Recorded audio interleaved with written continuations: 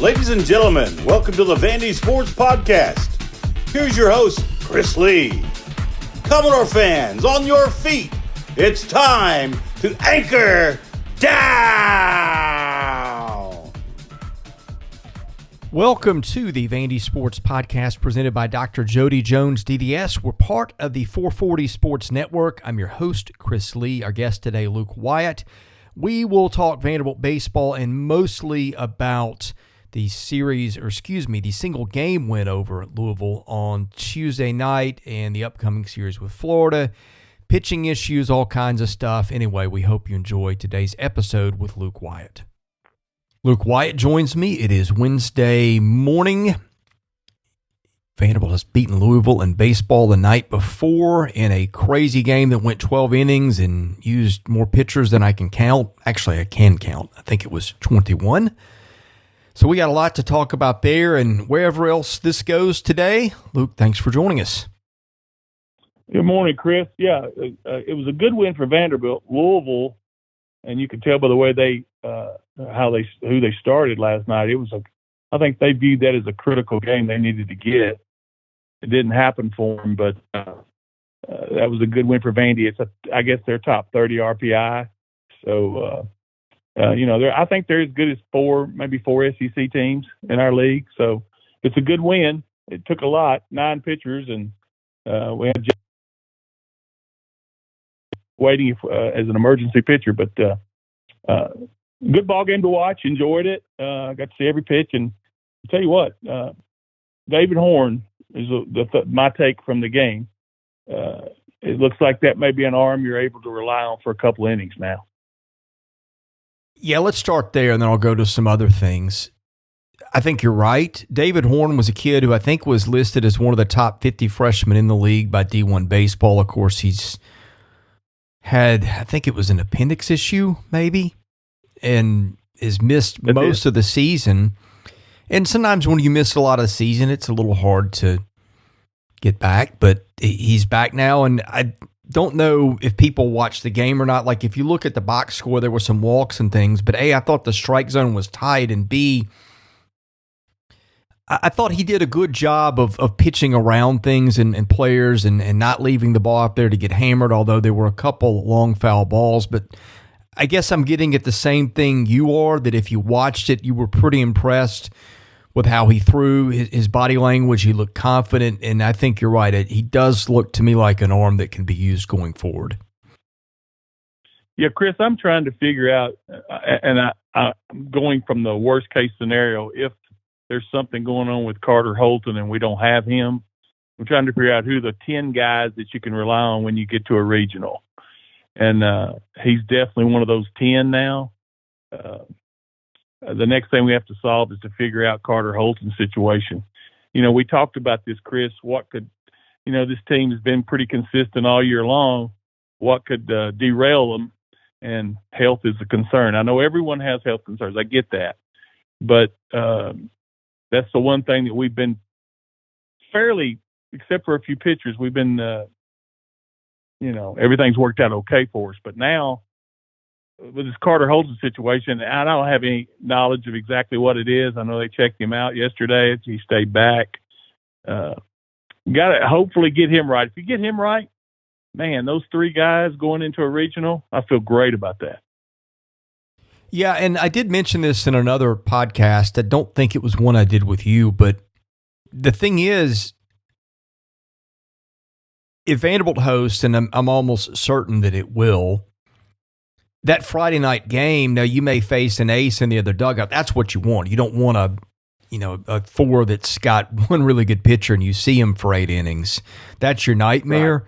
But if they just get a run-of-the-mill team that doesn't have an ace and they hit okay, you can get through a Friday night game, with a limited Carter Holton or no Carter Holton or Patrick Riley, who I think now is the guy on the spot. I think that Patrick can give them 4 to 5 good innings. And with Futrell and Owen, the way they can get up innings behind that, and you do have some other good arms. We'll get to the mix of pitchers in a minute, but I guess that's a long way of saying, given the position of where they are, and maybe it's different in a super regional or Omaha, if they are to get to either of those, I'm a little less concerned because I think the way they can piece it together and the dynamics that come after that. Now, look, hopefully, you sit them out for a couple of weeks or whatever and figure it out, whether it's a mechanical thing or a health thing. But I do think that it's always not lost, let's say, even if you do have Carter Holton done or limited for the rest of the year. Right. And, I just look at of our 16 guys, basically, Colton Reagan, I think, is out for the year, if I'm not mistaken. I think that's right. Bryce Cunningham is, unfortunately, he just gives up too many long balls.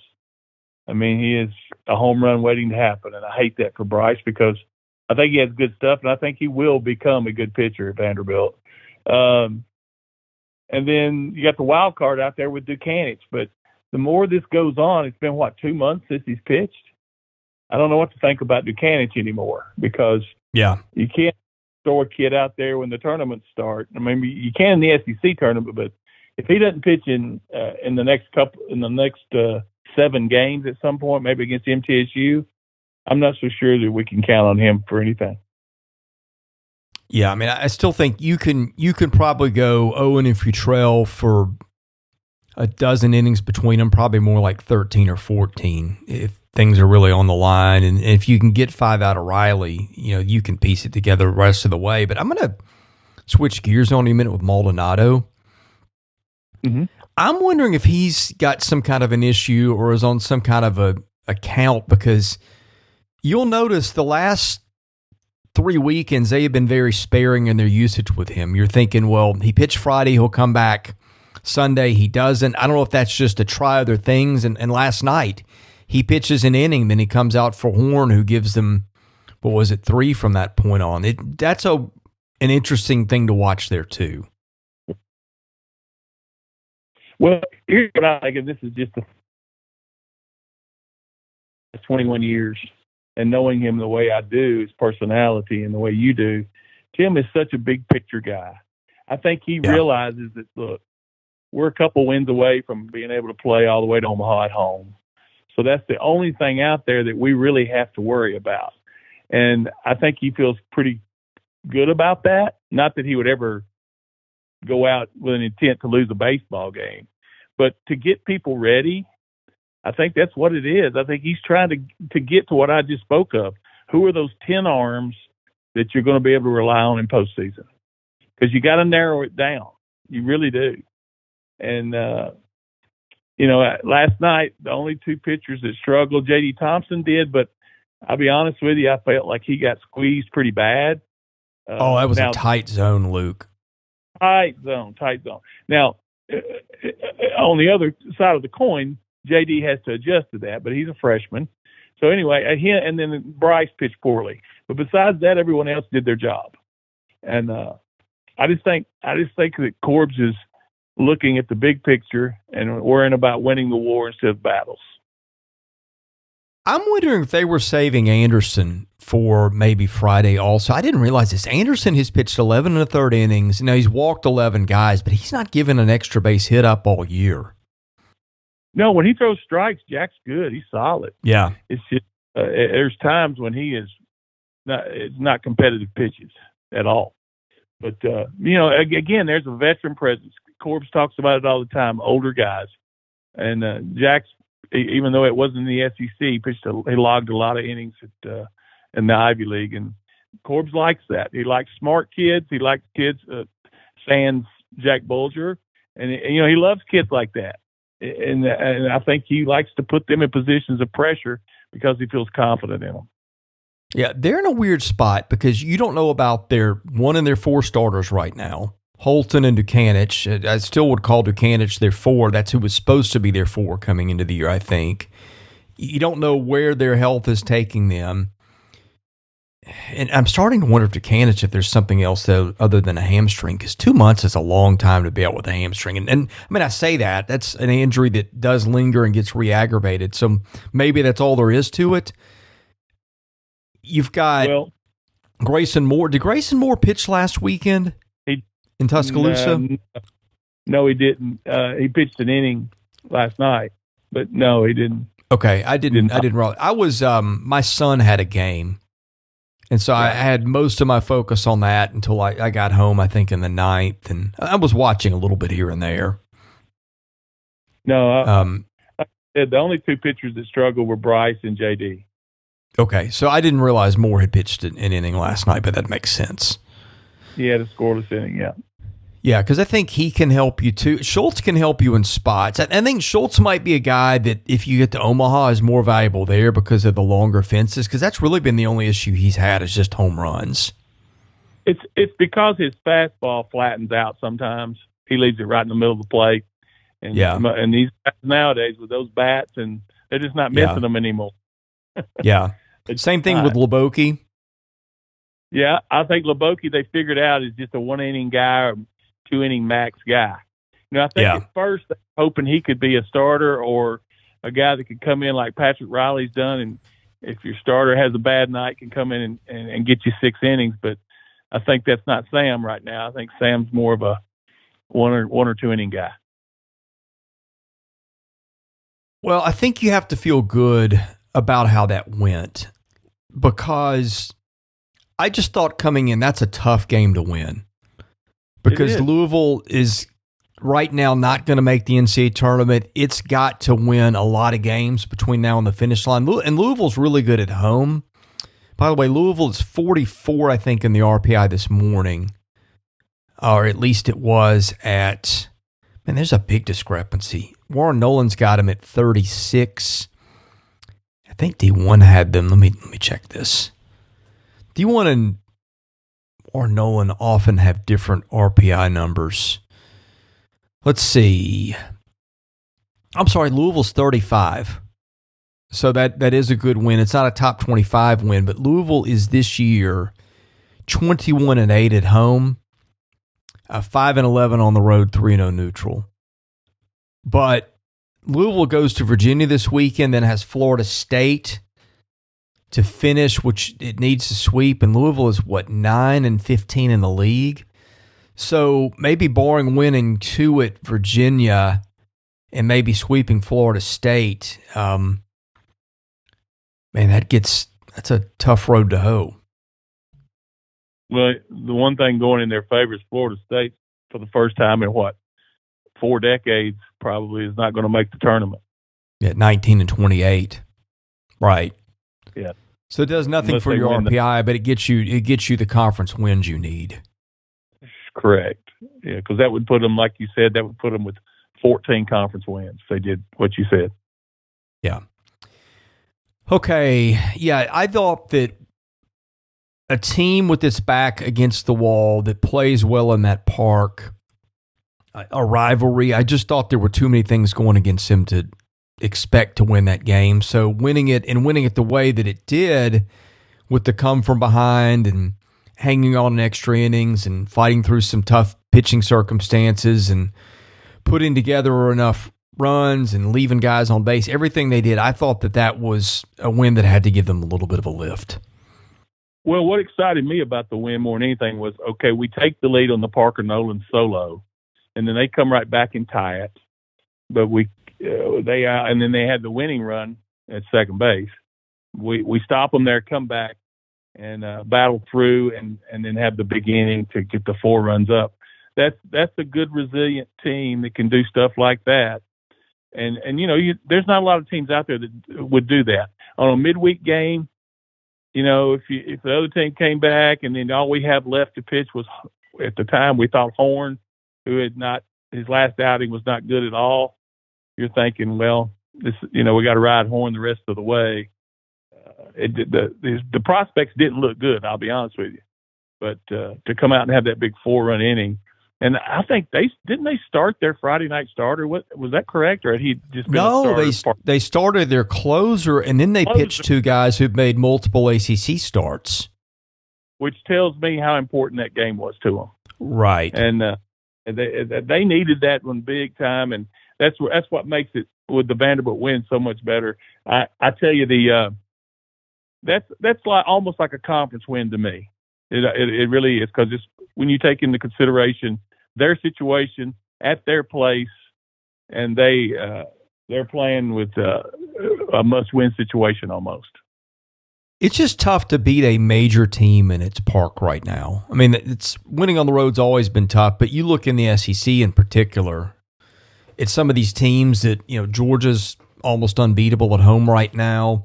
Tennessee's almost unbeatable at home right now, but you put some of these teams on the road and you get some different results. And I think that's what made Vanderbilt winning that game on Tuesday meaningful. That's why I think when we get into the postseason, I tell you a team that would worry me and I wouldn't want to see them from the SEC is Kentucky. Yes, Kentucky and Alabama, both of them. Yeah. Kentucky a little more so because I think their pitching is older. It's not great, but they got veteran guys that come out of that bullpen. And I just feel like, in a big ballpark, they're going to be a monster. I think they can really advance. They're kind of my pick. Well, I'm sure we'll talk about that later on in a couple of weeks, but they're kind of my pick to maybe make it, not to Omaha, but at least to a super. Yeah, and I think Alabama's tough, too. Alabama's 15 in the RPI this morning, by the way.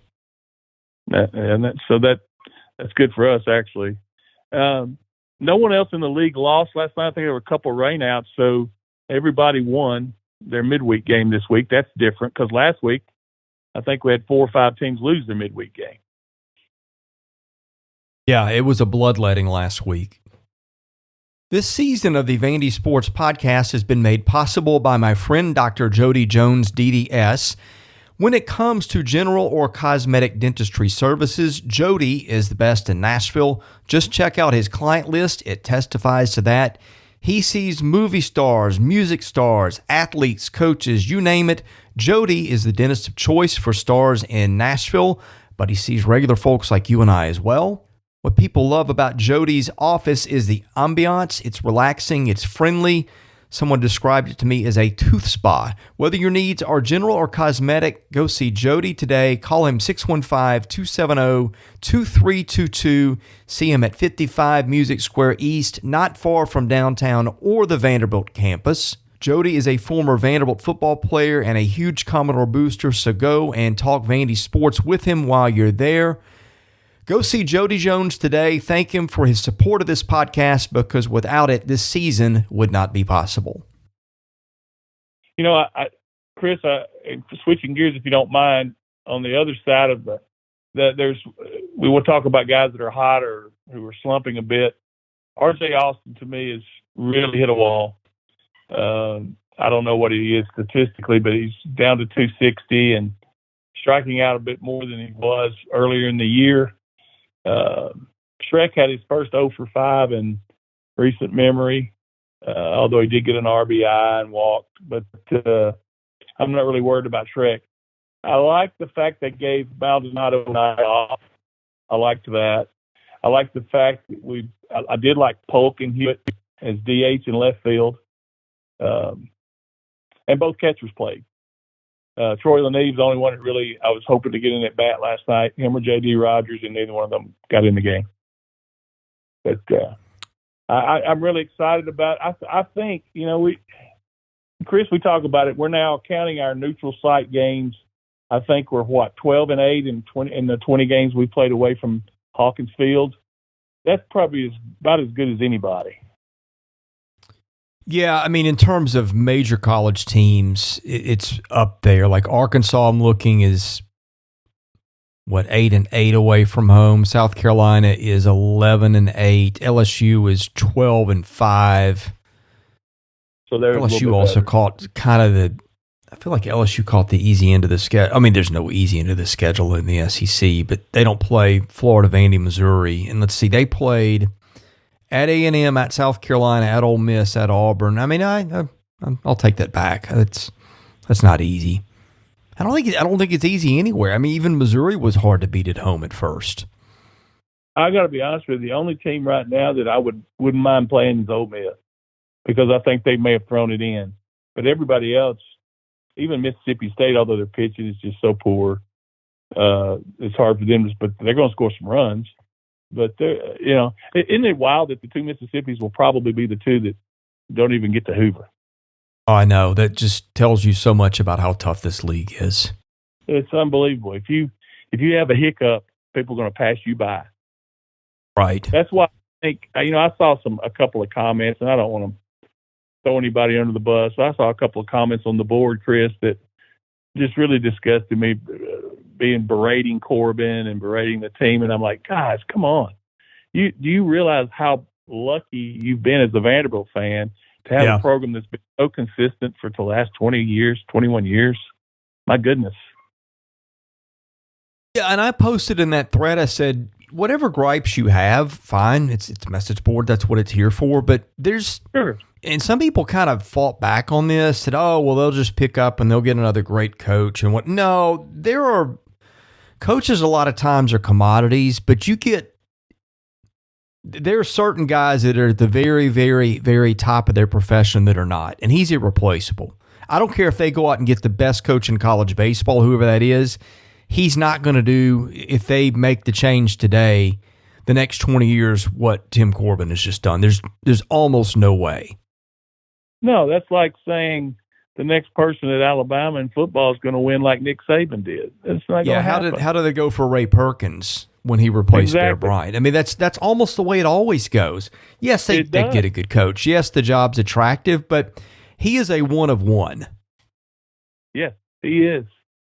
I went to Alabama last week, Chris, and Garrett Walker, who used to work for Corbs and worked for me, he told me, he said, I asked him some questions about who he works with basketball now with Nate Oates, but I asked him some things about Coach Corbin that's different from anybody else. He said, Luke, he's the most detailed-oriented guy I've ever met in my life.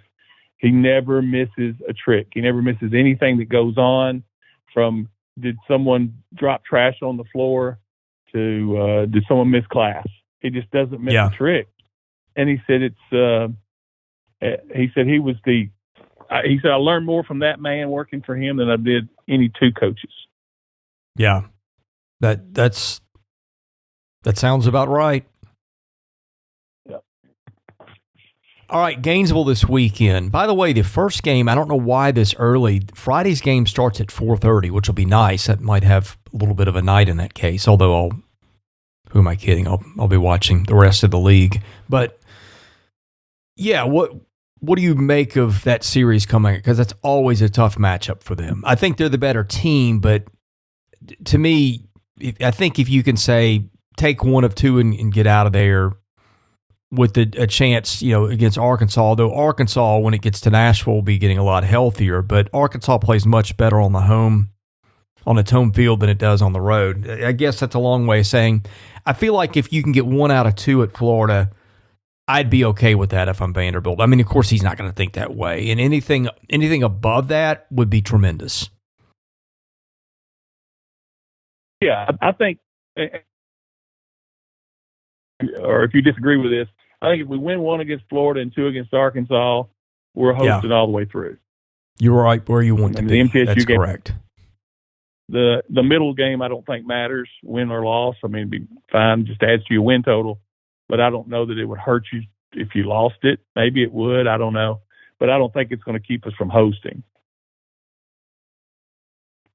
Yeah, it would hurt a little bit. I mean, if they really, really hit the skids, then it might be the difference between them hosting 1 and 2, 1 weekend and 2 weekends. But I'm looking, let's see if Boyd's World has updated his RPI needs report, which tells you what you need to be in the top 8 or top 16 of the RPI. And that's not a guarantee.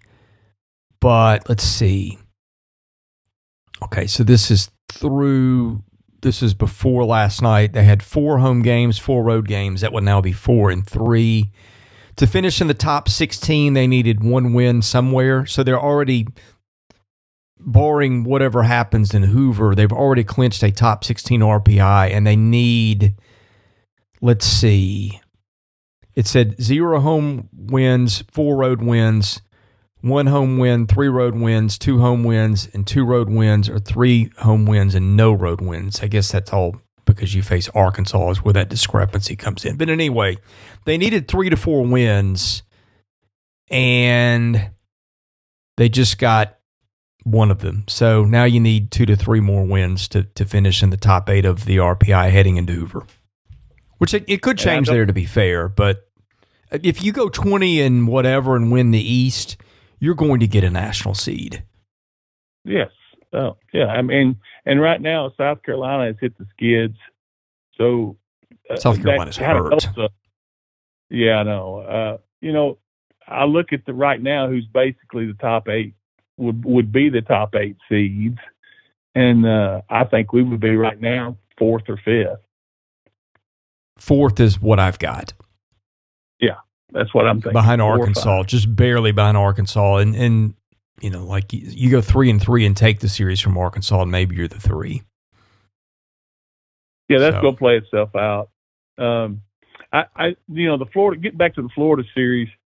They're going to score runs, obviously. Now, I watched them, and there wasn't a lot of.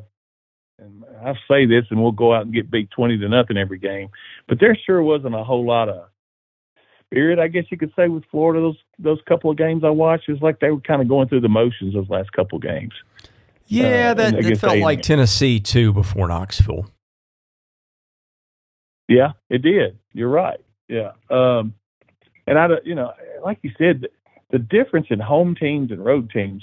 I don't remember it being this big of a gap, but it just really seems that if you're at home, you're going to win 2 or 3, or maybe sweep. Yeah.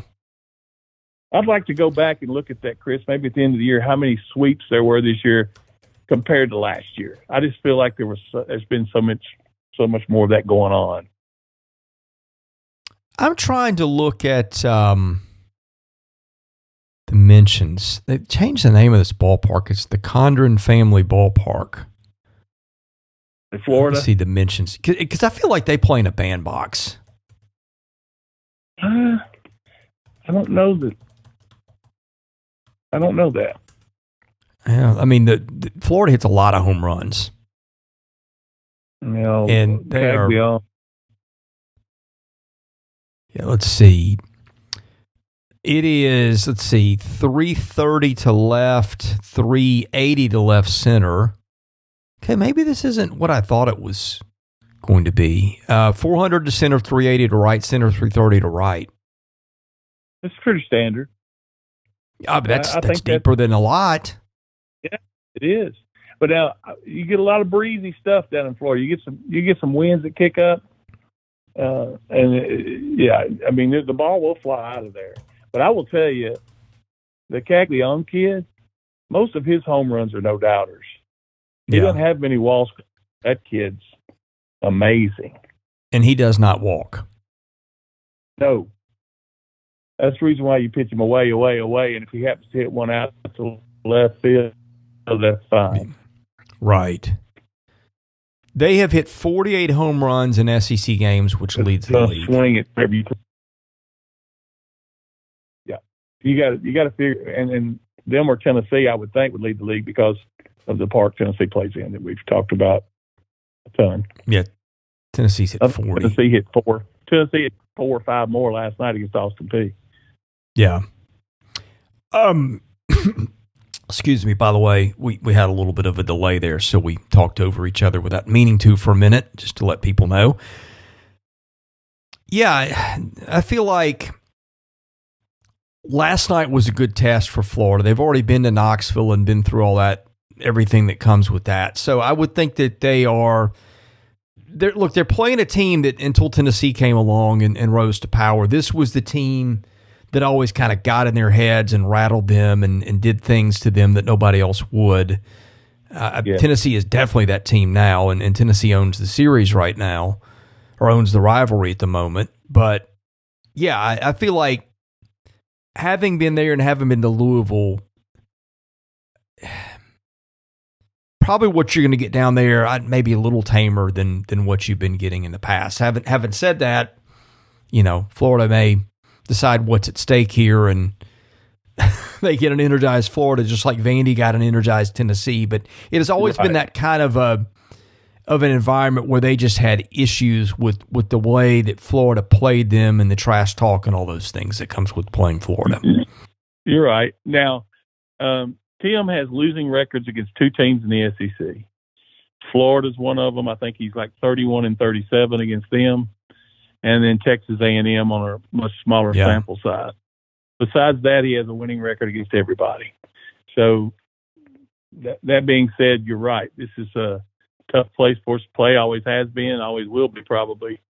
And but they're very familiar. It's kind of like Coach McConnell at Louisville. Tim is very familiar with this guy. He worked. They shared an office, I think, at one point. So they should know everything about each other. Are you ready for the mailbag? Yeah, sure.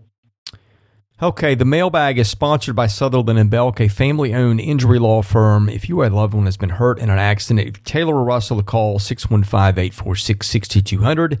See what your rights are and if they can help. Okay, we had a question about Carter Holton and replacement. I think we hit all that earlier. Is there any ground to cover on that we didn't? No, I think we just got to wait to see what the results are from his exams or X-rays or whatever they did with him yesterday. Yeah, surely he's not pitching this weekend, I would think. I don't think so.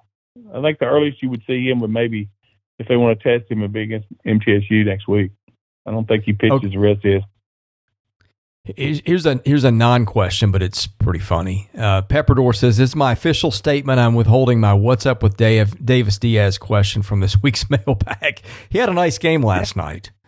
Well, he did. He had the best. He played great at Alabama. He's right where he should be. What are we thinking? He should hit too. Right. He got charged with the only error last night, correct? Yeah. I don't remember. It was a tough play down third, and I think it was almost he may have even fielded it in foul ground and throwed a ball. Good grief, where's my head? He threw a ball to Parker Nolan at first. Yeah, it was a one-hopper at Parker. He done throwed the ball. He threw the ball to first.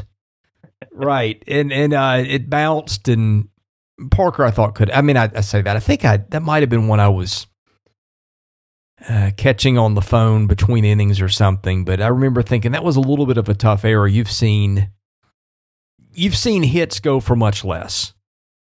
Yeah, and it's one of those where, if Parker scoops it, you get him by a half step. But I mean, that's a play you either do or you don't. I disagree with that being an error. Now, there was also another one, unless I'm mistaken, where Enrique lays down a beautiful bunt and they throw wide to first, and they scored an error all the way when it should have been a hit in an error because the throw was wild and allowing runners to advance. But they just gave it an error all the way around, which robbed Enrique of a hit. Yeah, I didn't see. Louisville got charged with 4 errors. I didn't realize that. One I think I saw. I think one was on the pitcher when he couldn't pick up a bunt. But I think I must have watched when the fielding was making the plays on that end. It was a weird. I looked at the box score going to extra innings, and Vanderbilt out-hit them like, I don't know, 10-6 or something like that. And I couldn't figure out, like, why is this game tied? And it was left on base was the big difference. But I don't know. Louisville must have just really hit when runners were on, and Vanderbilt just didn't, I guess. Well, they left at one point. We had left on 10. They left on 8. It was a very, very even game until that 4-run inning for us. And then, of course, we hit. Gosh, I don't know how many batters we hit, but I think it was 3 or 4, and then we walked some guys. But, their 4 errors were one of them was the pitcher just turning through the ball into center field one time. That was one of their errors. So it was not a pretty game, but it was an interesting game. When you get that, when you have a bullpen game, both teams using a bull, you're going to get a lot of runs, a lot of balls put in play. Both teams walked 6 guys. Vanderbilt got hit. Looks like Bradfield got hit. Polk got hit twice. Hewitt got hit. And they had 4 guys hit. So the free passes were even.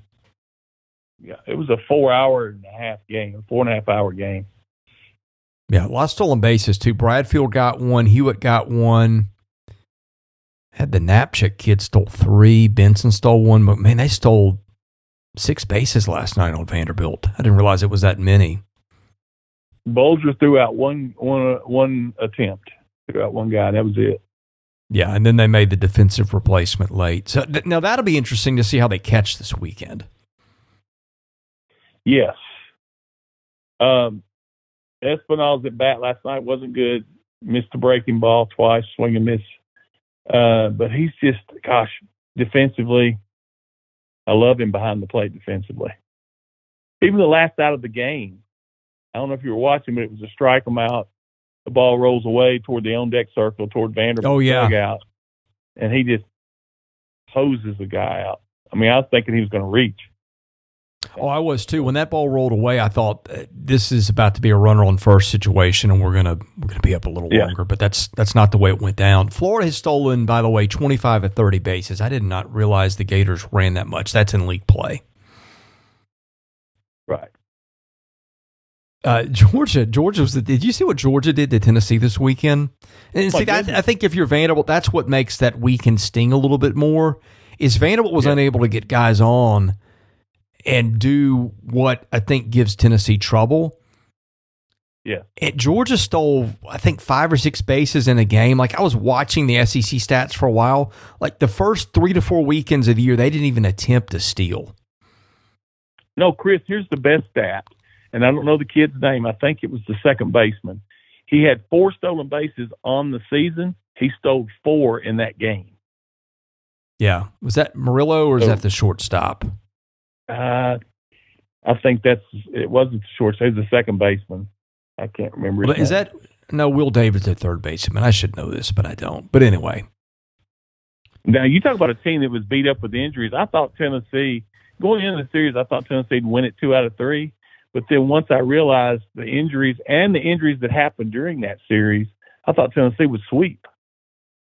I mean, their pitching situation. Well, I see. I don't. After the first game, I felt better about Tennessee's chances to sweep. But I mean, Georgia swept Arkansas down there. I can't remember if they swept Kentucky or beat Kentucky 2 of 3. Georgia's won a lot of games against big name opponents in that park this year. But you know that. But the second, I guess my point was that game 2, their starter gets hurt in the first inning, and he's out so on the second pitch. Yeah. So they're having to go with a bullpen guy, and he pitched amazing for like 5 innings. Yeah, it was a kid who hadn't thrown 10 innings all year as a freshman lefty. And, like, if you're Tennessee, you're feeling great at that moment because you're going, well, one game won 12-3, and now we got their best starters thrown 2 pitches. He's in the dugout, and we got a man on first. And somehow Georgia turned that into 2 wins. It's crazy. Just crazy. Well, just goes to show you the capriciousness of baseball sometimes. So great word. Or the randomness. That's a lot better. That's a lot better than throwed. I like that word. That goes to prove that sometimes, like, you will say or type things that, like, you know or not. And that's why I sometimes have sympathy for somebody who misspeaks and says something really stupid publicly. Because, like, occasionally something, if you talk enough, will come out of your mouth. Sure. Like, where did that come from? Trust me. I do it all the time. Yeah.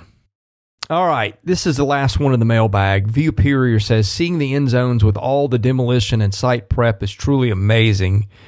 Are you aware that the new visitors' locker rooms will be in the northwest corner of the stadium seats? I was not aware of that, but that's fine. It used to be the visiting team gets off the bus down by Memorial Gym, so that makes sense. You don't have to walk all the way across the field now. You're just right at your locker room. Interesting. Yeah, that's right. Because that's going to be in the basketball building, right? Correct. Yeah. Okay, that's what he's getting at. Are you watching the construction cams? I've flipped back and forth. I saw it yesterday. Yeah, I watched a little bit. I turned it on, I think, a couple days ago. They were actively doing stuff in both ends late in the afternoon. Like, you could see bulldozers moving and shuffling stuff around. It's really is kind of wild to watch it. Oh, one quick thing that I want to touch on. The last home series, the Kentucky series, did you notice the concrete dust everywhere, all over the fans? Yes. And I didn't know what it was. I thought it was the cotton candy machine that's below where we sit that was blowing sugar all over us. And then I realized after a while, like, no, it's concrete because, they're usually wetting that down during construction when they're over there working, but they did work for 2 days, so that it dried up, and all that concrete dust was flying around the stadium. Yeah, they dealt with two things that weekend you don't normally deal with in late April. One was that, and one was hail. Yeah. I mean, if you just flipped on the game and you see that Vanderbilt's field was white for about 2 minutes, that was the strangest thing. Yeah. We had 3 seasons in one during that game. Yes. You know, the other weird thing is I always walk up the concourse right there next to the press box. I usually just walk through the aisle rather than take the elevator. A, I get sick of waiting on the elevator, and B, I just, when I can walk instead of ride something that does the work for me, it's better for my health, and that's what I do. But Sure. I've made that walk to the press box, I don't even know how many hundreds of times, and you just kind of soak in your surroundings without processing it. And I'm walking up the stairs during that Kentucky series, and it hits me. My backdrop of this walk has always been that closed end zone of the stadium. That is always like right in my peripheral vision behind the press box. It was weird to look up and you just see sky where there used to be concrete. Yeah, it is it's really weird for me because I was there for 40 years. You know, the end zone, I just think about all the time and all that I spent in that area. Because, you know, when we were rebuilding, or pardon me, I can't talk now.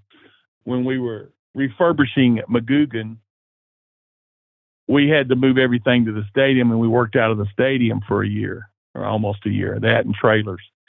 And so we were right there in the end zone the whole time we worked out of those locker rooms. So I spent an entire year, and it's now all gone. My best story about the part that got demolished, I think this was maybe the UNLV game where they got beat. Maybe that was a bad omen, but I didn't see it, but I heard about it. They were taking the field, before the game. Of course, almost nobody was there, and you know, you had all kinds of undergirding and stuff, and concrete columns and stuff. There was some homeless dude sleeping like up on a beam underneath the stadium. They walk out on the field that morning. I think there's a homeless guy just hanging out up there. That was interesting. Well, and I know fans will like to hear this. Something interesting in that end zone, and I wanted to get over there, but you can't obviously get into a construction site and go to jail. But there is when practice is going on, a lot of times the kickers would go to the stadium and kick if you're practicing on the practice field.